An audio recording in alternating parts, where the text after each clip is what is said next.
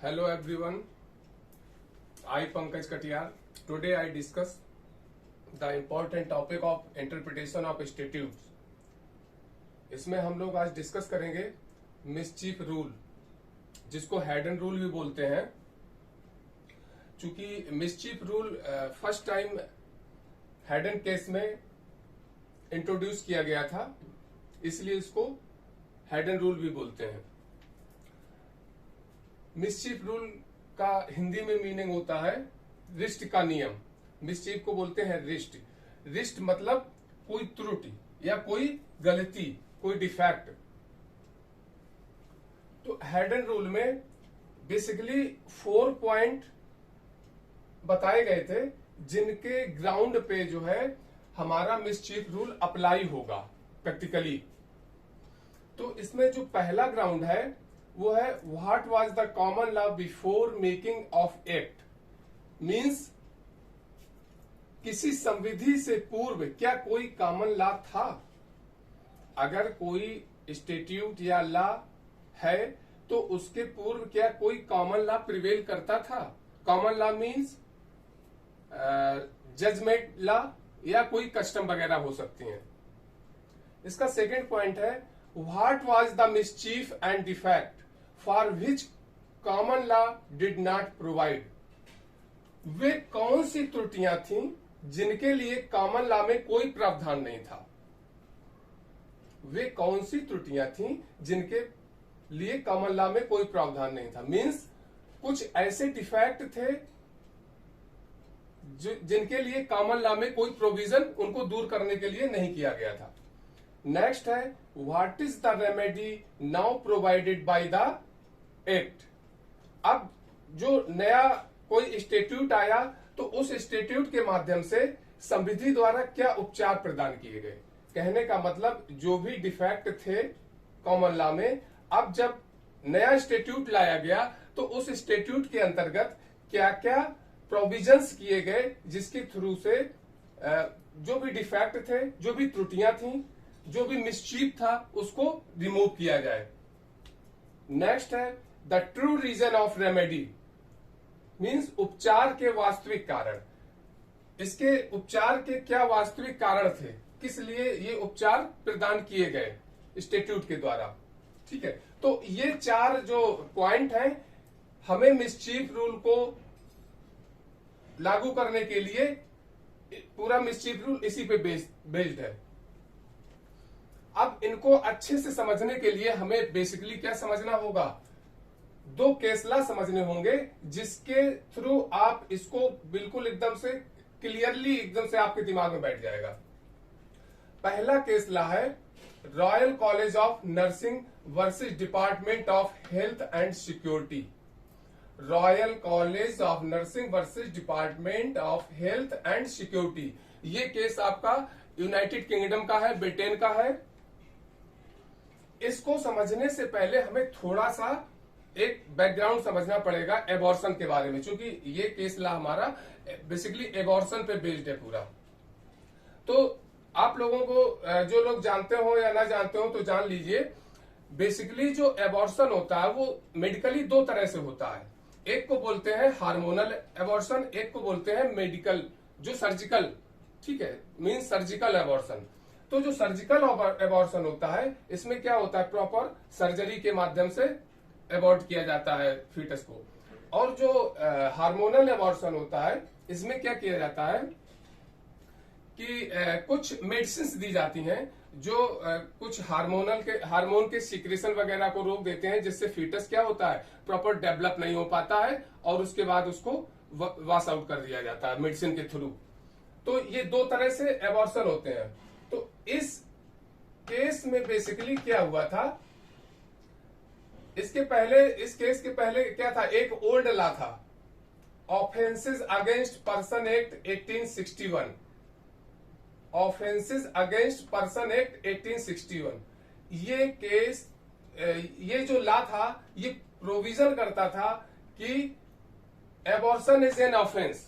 मतलब एबॉर्शन क्या होगा, एक ऑफेंस था, तो कोई भी व्यक्ति एबॉर्शन नहीं करा सकता था। तो अब समय के साथ क्या हुआ, मेडिकल साइंस डेवलप हुई, बहुत सारे टेस्टेज आ गए, टेस्ट होने लगे कि बेबी में कोई प्रॉब्लम तो नहीं है, एबनॉर्मलिटी तो नहीं है, या अगर इसको कैरी ऑन किया जाता है तो कहीं मदर के हेल्थ को प्रॉब्लम तो नहीं होगा, डेंजरस तो नहीं होगा। तो या अब जैसे आगे आके इस समय चल रहा है कि फैमिली प्लानिंग का भी इशू है, तो एबॉर्शन एक जरूरत महसूस हुई और ये देखा गया कि इस एक्ट में क्या है, एक मिसचीफ है। क्या है, ऑफेंसेस अगेंस्ट पर्सन एक्ट में कहा गया कि एबॉर्शन इज एन ऑफेंस, अर्थात जब एबॉर्शन ऑफेंस होगा तो ना तो कोई एबॉर्शन कर सकता है ना करा सकता है। तो इसको रिमूव करने के लिए, इस मिसचीफ को रिमूव करने के लिए एक एक्ट लाया गया, द एबॉर्शन एक्ट 1967। ये भी यूनाइटेड किंगडम का है, ठीक है। एबॉर्शन एक्ट 1967, इसमें क्या प्रोविजन किया गया, क्या रेमेडी देगी। देखिए इस स्टेट्यूट में क्या रेमेडी दी कि if the doctor carry out abortion under certain situation it is not an offence. अगर डॉक्टर कुछ सर्टेन सिचुएशंस में एबॉर्शन करते हैं तो वो ऑफेंस नहीं होगा। मींस ये परमिशन किसको दी गई, डॉक्टर को। बस यहीं से इशू बना। अब एक चीज और समझिए, जैसे हमारे इंडिया में है, इंडिया में एमटीपी एक्ट है इसके लिए, एबॉर्शन से रिलेटेड चीजों को गवर्न करने के लिए एमटीपी एक्ट है, medical termination of pregnancy act. तो उसके हिसाब से हमारे यहाँ 20 वीक तक के फीटस का एबॉर्शन किया जा सकता है। अगर उससे ऊपर का है तो कोर्ट की परमिशन से, और उस कोर्ट फिर क्या करेगा, एक मेडिकल बोर्ड बनाएगा, वो डिसाइड करेगा क्या पॉसिबल है, इसमें कितना डेंजर होगा, क्या होगा, उसके आधार पर परमिट करेगा, तभी हो सकता है। तो 20 वीक तक के फीटस को मेडिकली बाई सर्जिकल मेथड उसको अबॉर्ट किया जा सकता है। दूसरी साइड जो 9 वीक तक का, अप टू 9 वीक तक का जो फीटस होता है, उसका एबॉर्शन जनरली कैसे होता है, हार्मोनल एबॉर्शन जिसको बोलते हैं। मतलब उसमें कुछ मेडिसिन दी जाती हैं और उन मेडिसिन के थ्रू फीटस को वॉश आउट कर दिया जाता है। इसमें कोई सर्जरी की आवश्यकता नहीं होती है। बस यहीं से इशू हुआ कि royal college of nursing department of health and security case में इन नर्सेज ने, रॉयल कॉलेज की नर्सेज ने क्या किया, एक केस किया कि साहब ये जो एक्ट है द एबॉर्शन एक्ट 1967 जो केवल डॉक्टर को परमिट करता है, ये गलत है। क्योंकि जो हार्मोनल एबॉर्शन होता है वो कोई भी कर सकता है, नर्सेज भी कर सकती हैं। इवन घर पे जाके लोग सेल्फ उन मेडिसिन को, जो जिनको थोड़ी सी जानकारी होती है, उन मेडिसिन के थ्रू स्वयं भी उसको करते हैं। तो इसमें कोर्ट ने क्या किया, इसमें कोर्ट ने डिसाइड किया कि साहब ये तो मिसचीफ है, ये एबॉर्शन क्या है, सेल्फ भी किया जा सकता है और नर्सेस के थ्रू किया जा सकता है। अर्थात कोर्ट ने इसमें क्या कहा कि ये जो doctor carries abortion under certain situation is not an offence. इसमें कहा कि अगर सर्जिकल एबॉर्शन है तब तो उसके लिए कौन करेगा, तब केवल डॉक्टर कर सकते हैं। पर अप टू 9 वीक जो फीटस होगा उसका एबॉर्शन बाय हार्मोनल मेडिसिन के थ्रू हो सकता है और उसको नर्सेज भी कर सकती हैं। तो आई थिंक इससे आपको काफी हद तक तस्वीर साफ होगी। इसके बाद हम सेकेंड केस इसका देखते हैं, the abortion Smith versus ह्यूजेज। Smith versus ह्यूजेज, ये भी केस यूके का है, यूनाइटेड किंगडम का है। इसमें एक एक्ट उस समय पास हुआ था, street offences act 1959। Street offences act 1959। इस एक्ट में प्रोविजन क्या किया गया था कि स्ट्रीट पे, जैसे आप लोगों ने कुछ फिल्म्स वगैरह में देखा होगा कि स्ट्रीट पे जो रेड लाइट एरिया होते हैं, वहां स्ट्रीट पे जो प्रोस्टिट्यूट वगैरह होती हैं, स्ट्रीट पे आके और अपने कस्टमर को रिझाने के लिए, ठीक है, बुलाने के लिए तरह तरह के हथकंडे अपनाती हैं।